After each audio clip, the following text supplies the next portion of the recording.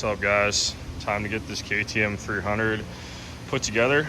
So in this part one video of this, we're gonna do the rear end. I'm gonna get the pivot bearings installed in our swing arm and go from there. I already got all the parts laid out for the rear end. Going with the billet guards that we make, RPM axle, our anti-fade nut. Of course, we got some powder coat on the hubs. I'm gonna pass the camera over to Alex. He's gonna video me put the bearings in. Good. All right, so got our bearings laid out here. Brand new kit from Pivot Works. Already put some grease in the pivot tubes. I made a install tool that you guys have seen in all my other videos.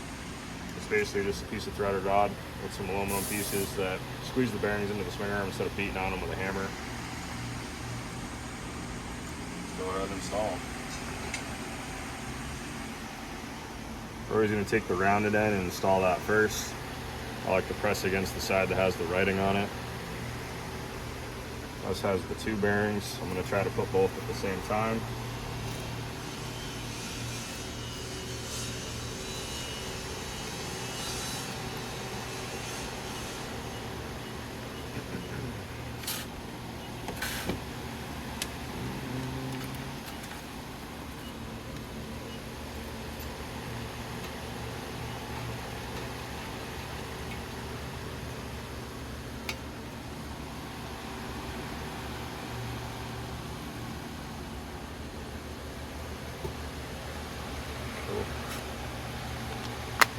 I told Drew not to do this. I said never use an impact, but I'm gonna go ahead and do it. Just save some time here.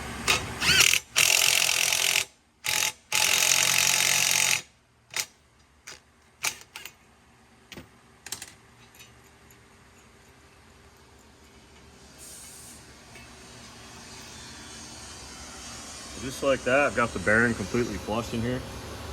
Now on the chain side, you're gonna get some thrust washers on these KTMs.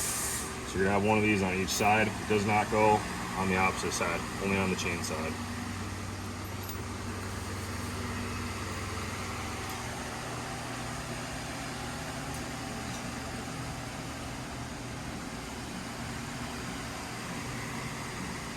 Hammer.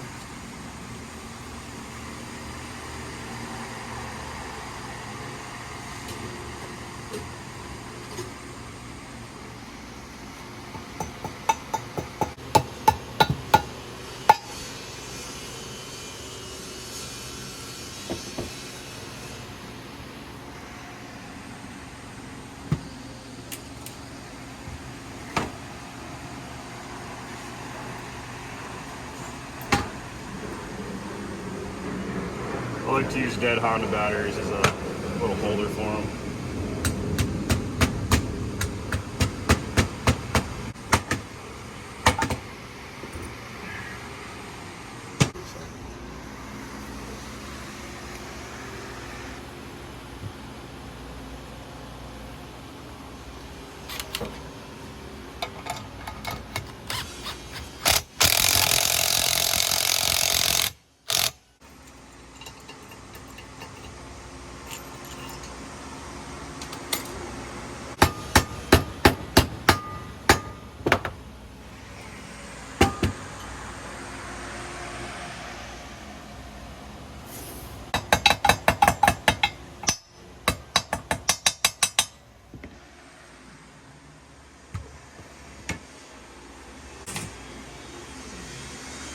This is honestly some of the best grease I've ever used. I use it on every build. This is what I'm going to run on it today.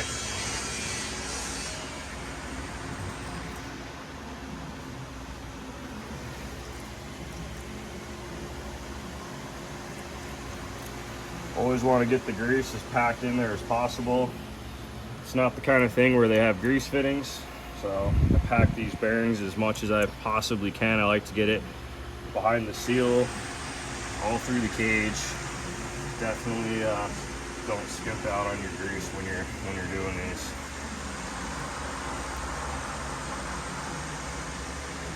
It seems like an excessive amount, but you want these things greased up. Can't tell you how many bikes come from the factory with just a light layer on there. It's a little different on a wheel bearing, like too much grease on like wheel bearing or possibly like a CV axle can actually create heat, but something like this where it's just pivoting, trying to pack it all the way. So I'm going to slide the pivot sleeve in, just like that. Center it up. Same deal on the other side. Now I've got these outer caps right here.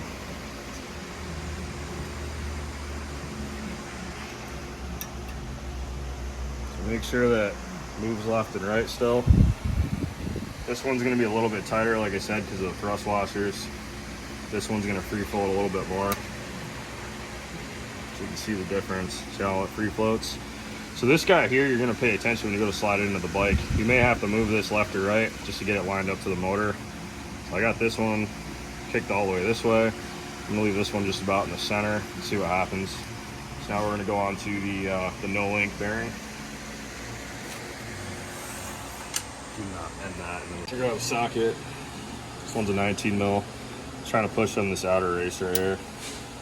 I'm going to put the threaded rod through again.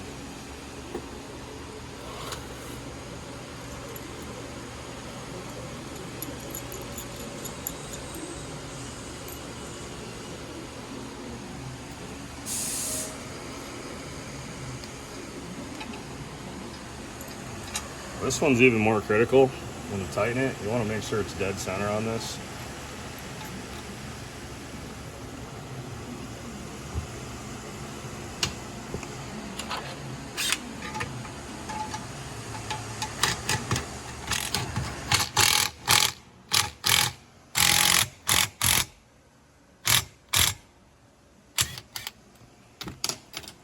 Back it back off. I'm gonna double check. Gotta go a little farther.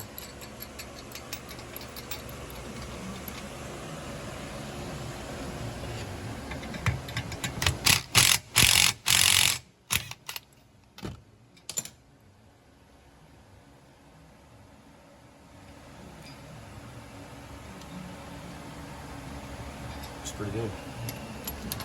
Cool. Put the seals in.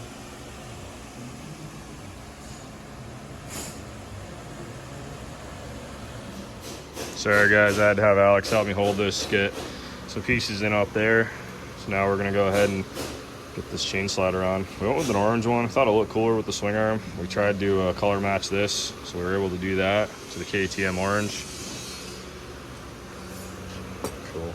Oh guys, you gotta love aftermarket parts. We just had to stretch it a little bit, but it should fit perfect. We mock all this stuff up off OEM parts, and that's just how it goes. So we actually put the 2 holes in. Not completely tight. We stretched it over the front, got it on there.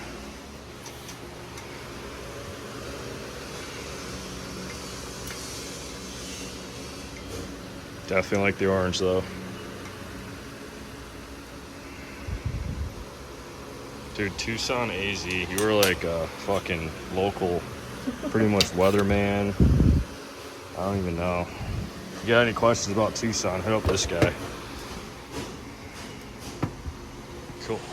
So get this installed. See, everything's pretty much good to go. I already stuck the bolts in. I try to run as short a bolt as possible. I like the threads to just be barely past the nylon lock, like 2 or 3 threads, according to the helicopter mechanics. We get that as tuned up as we can. So here we are. Sorry, Mike, I had to say that in the video. Hopefully you watch it. So, this installed here.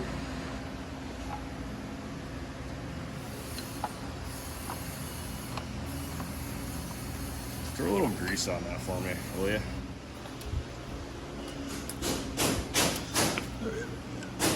Back a little bit.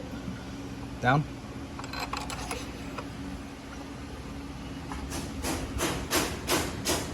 So, they never go through that easy. That was a miracle. But yeah, that fit really nice. Stick that bolt in. Tell me what you want me to do. There we go. Also easy. Cool, you guys might see more than a rear end install. So I'm gonna move on to the carrier and get all the guards on. Let's get that going. Back to the grease.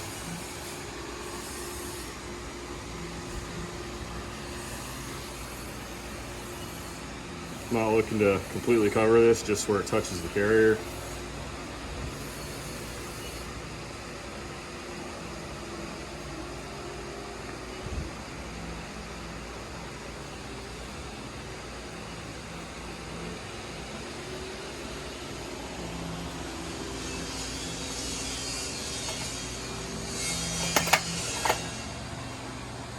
So this is the forward position. Now you guys can actually change your ride height of your frame by either rotating your carrier up this way, which is going to drop the swing arm down, or if you go this way, it's going to lift it up. So if you're looking for more ground clearance, I like to rotate it down. Actually kicks this up, needs a little bit more frame clearance. Got the bushing. Try to go snag it from the parts room. So that spins free. So we're going to take our caliper mount, which is also a brake disc guard. Already got grease on here.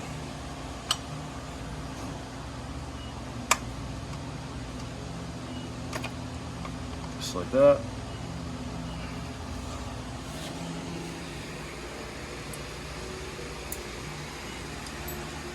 On our clip. So this is marked outside.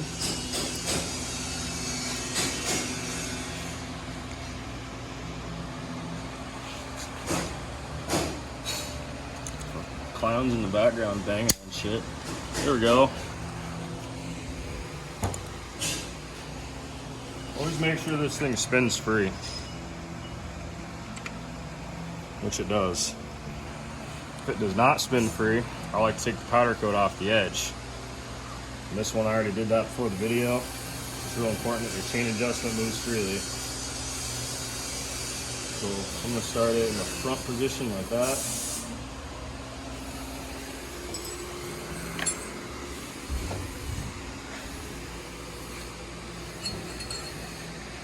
This is an RPM Dominator axle.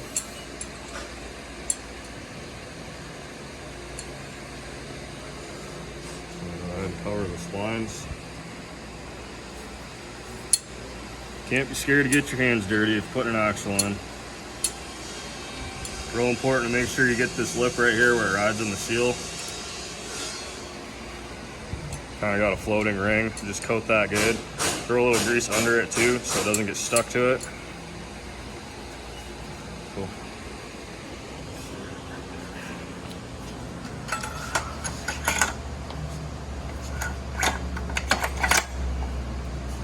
So there's that. This is our billet anti-fade. Pretty similar to the ones on the market already. However, I put a note on here because I don't like using these little so-called tightening devices that poke into the hole and usually egg the hole out anyway. So ours comes with a tool to tighten it.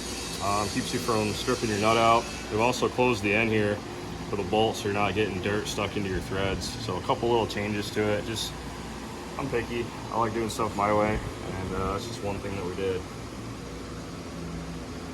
I've already got the axle greased for the splines, so I'm not going to mess with that.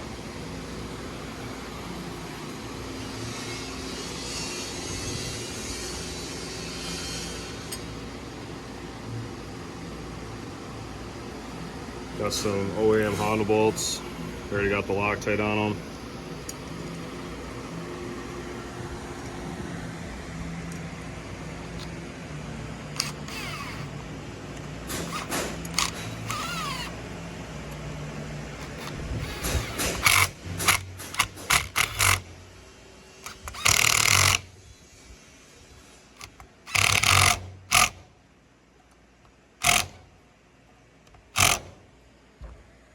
There's that.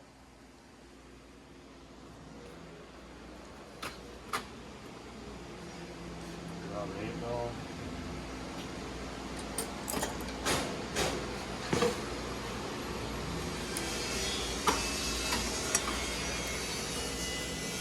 These come tighten when you buy them, so the nuts don't fall off in shipping. All right.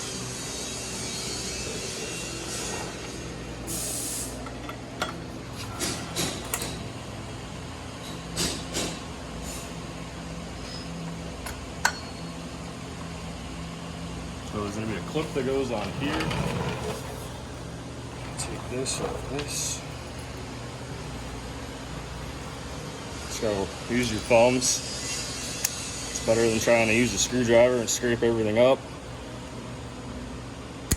Okay, then you're going to tighten this the opposite direction. So this is going to pull the axle this way. I'm going to pull it all the way in, seat it against this bearing. The pressure on that clip is going to actually tighten the axle. So I'm just going to hand tighten it for now. So that's just bottomed out right there. And I'm going to go ahead and basically just get the brake caliper on and get everything else on. And we'll do this at the end once the tires are on.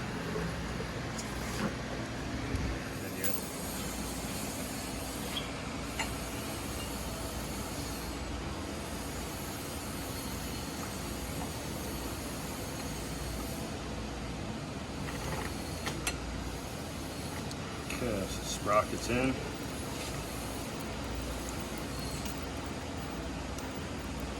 Depending on what axle sprocket hub you have, we include a couple extra washers in case you need to shim the sprocket right over so your chain's not rubbing it. This one's pretty damn good width, so we're gonna roll with that. Some of the thinner ones, you would have to space it over. So I'm still gonna add a washer in between just to be safe.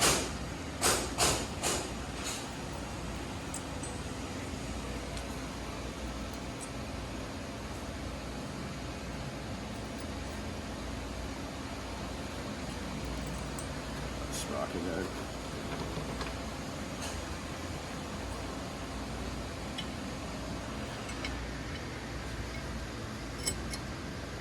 Cool.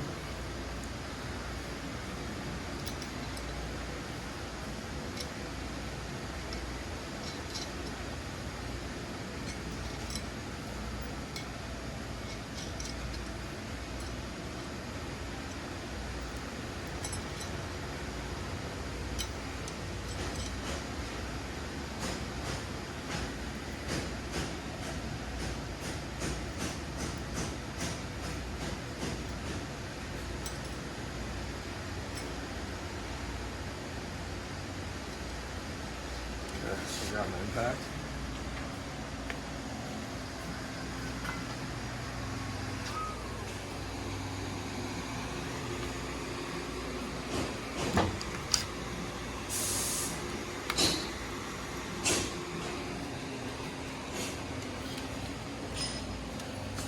I like to rotate the axle. You got clearance here. Start with this one.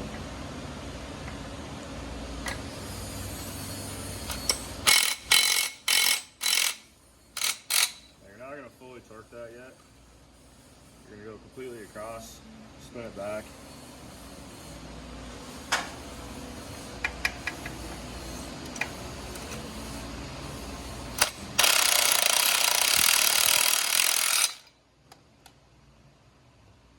See, I'm just carefully doing it. You don't want your sprocket to be sitting crooked. It's got tapered bolts anyway, so it is going to center it up, but you want to do it in a stage. You don't want to just send one and go to the next one. Once I get them all seated, I'm going to go back and torque them. So there's that one. I'm going to go across again.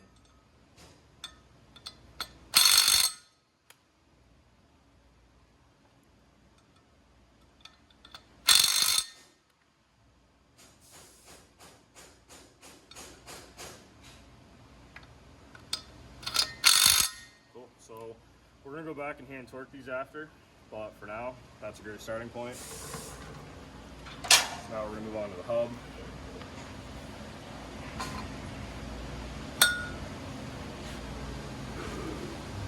You're going to want to put a little bit of grease on here so that when you go to torque this nut, it doesn't gall into the hub. If it does gall into the hub, you're going to think it's tight and it's not actually tight. You're always going to have loosening issues. So for the guys out there that have their nuts loosened all the time, try this out. Let me know how it works for you.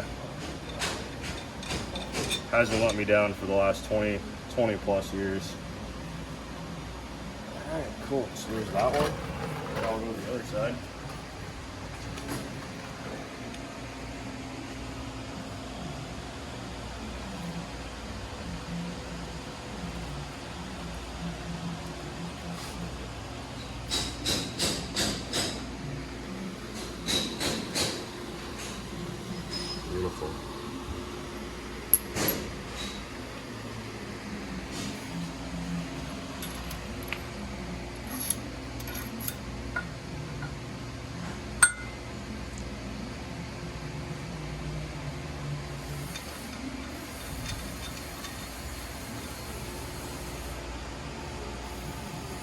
Another thing you want to do, you want to line up the hole for your cotter key to one of these pockets on this hub here. If not, if this is lined up to right here, you're not going to be able to actually get that in very easily. It also makes getting it out even harder. So that's something we also look at too when we're installing these. Doesn't have to be perfect, but definitely helps. All right, stop that video for now.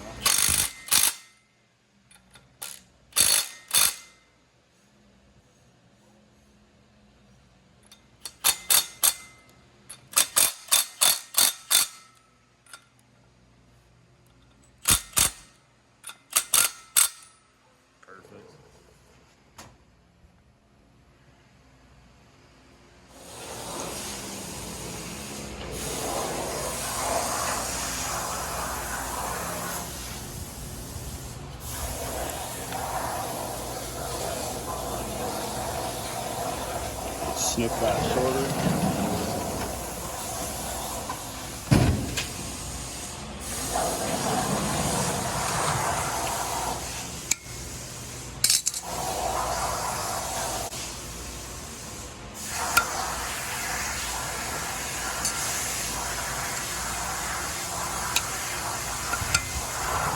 That's how I like to bend them. Has never let me down. Look at that impact.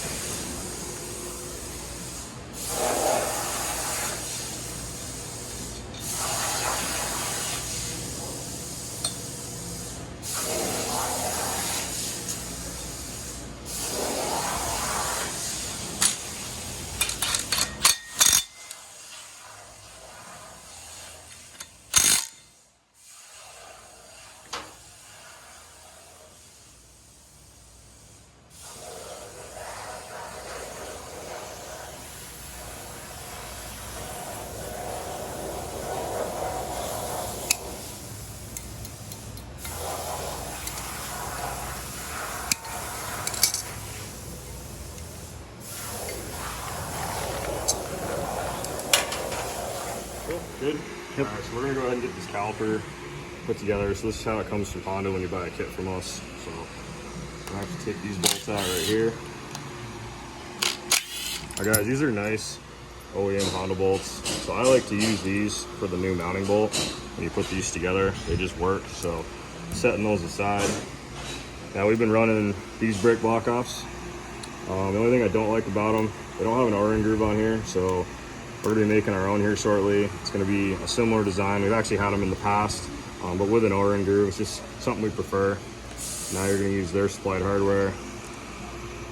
Install that on there. I'll loosen this one first. So.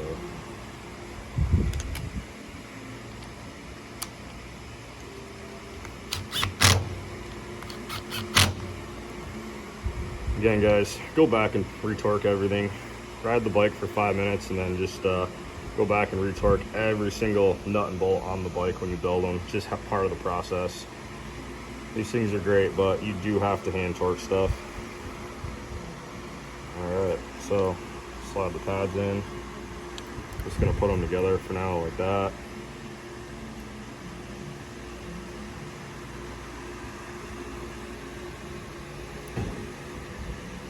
So this is a finer thread, so do not mix these bolts up. You can see the thread difference. So this is a lot finer.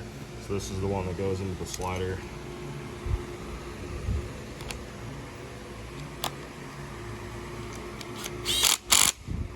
So there we go.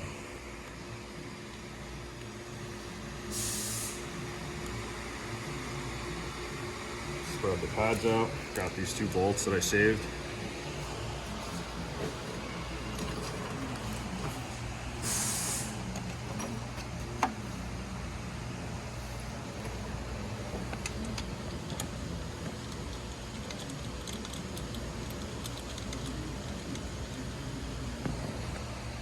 The reason I like these bolts, they have the correct amount of threads. So when you're putting these bolts in, the threads are not riding on this billet part. So that centers everything up. And when you have the twisting motion, you're not going to have these threads ever dig into this bracket.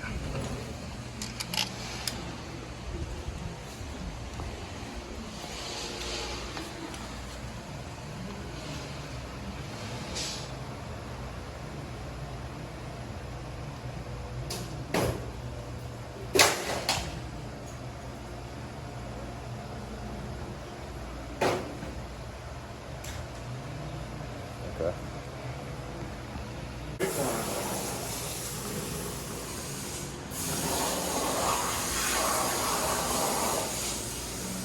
So when you buy these aftermarket lines, they come with these giant 14 mil heads. We're gonna go ahead and use the OEM one up here. We will use the aftermarket one in the back. I just feel they fit better up here. So I'm gonna 12 more wrench out of there.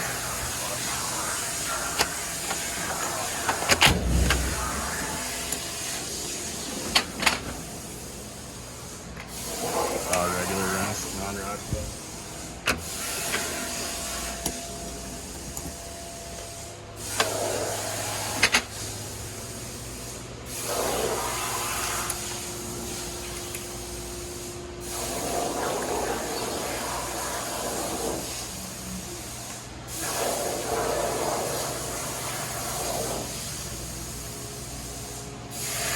So again, guys, see the difference in the head size. It's just easier having, instead of this giant one here, we'll just keep the small one up here. Here's your labeled master cylinder.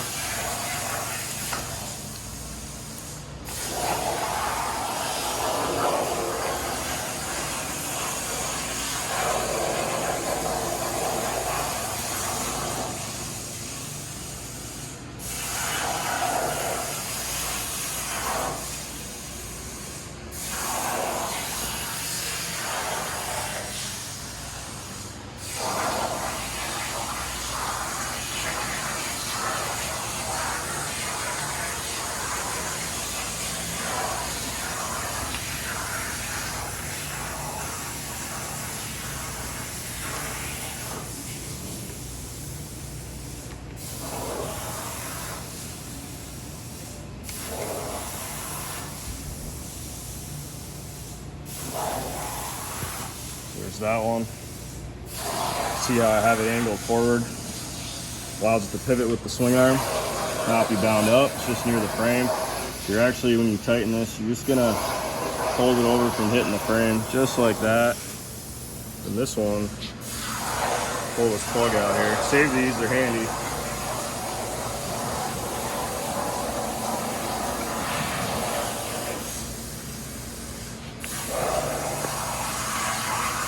I feel like I got butterfingers today.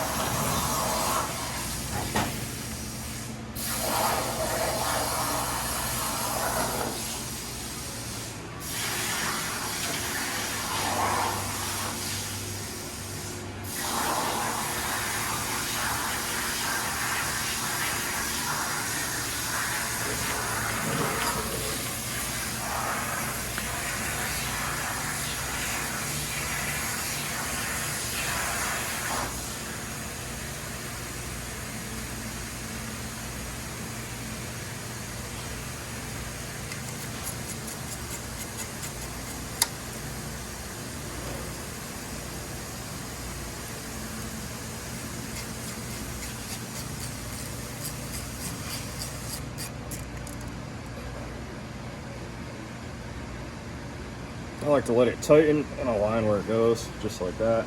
So we got the movement right there.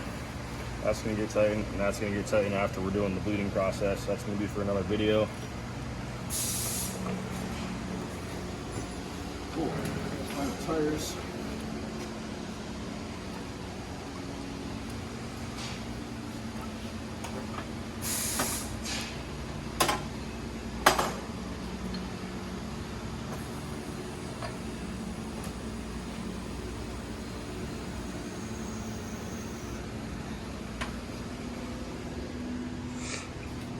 So we got some beadlocks already mounted up with the Sun-F tires. Powder coated the rings to match.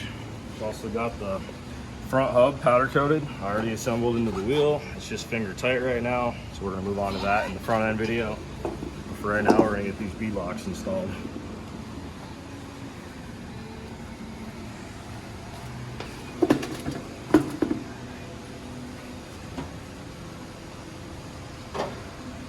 Always want to use a good nut on there, one with the flange on it.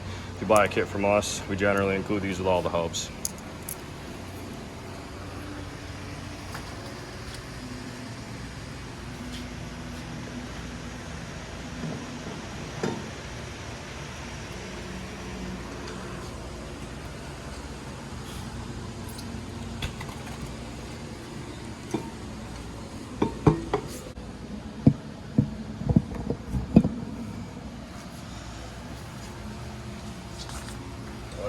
some nuts. I'm gonna throw them on video that.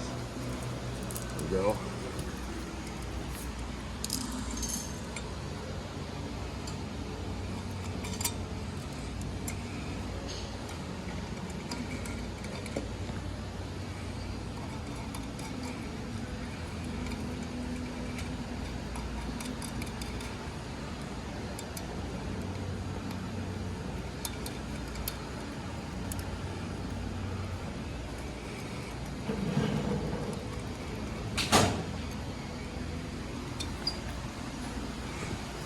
I'm gonna install the chain guy real quick. We'll do the rear end.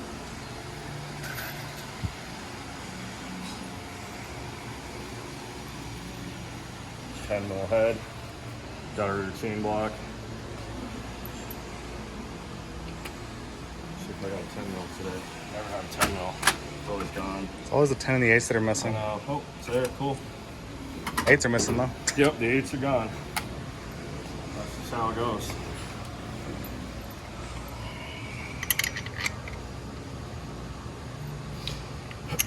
Now, if any of you guys have gotten our swing arm and wonder why we actually didn't mask off the threads, we leave the powder coat on the threads. It actually acts like Loctite. You don't want these things to ever fall off.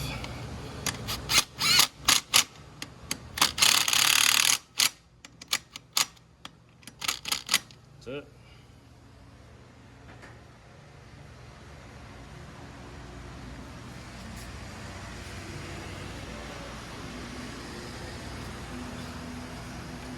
Cool. So stay tuned for the next video, guys. We're gonna get the triple clamps installed, the front end, rotor adapter, the caliper, all that stuff. We're gonna get this thing on the ground. So we might upload that in a few more hours. It might be tomorrow. We'll see how the day goes. Everybody felt like they had a Monday today, so you get that on the Wednesday sometimes. But stay tuned for the next video, guys.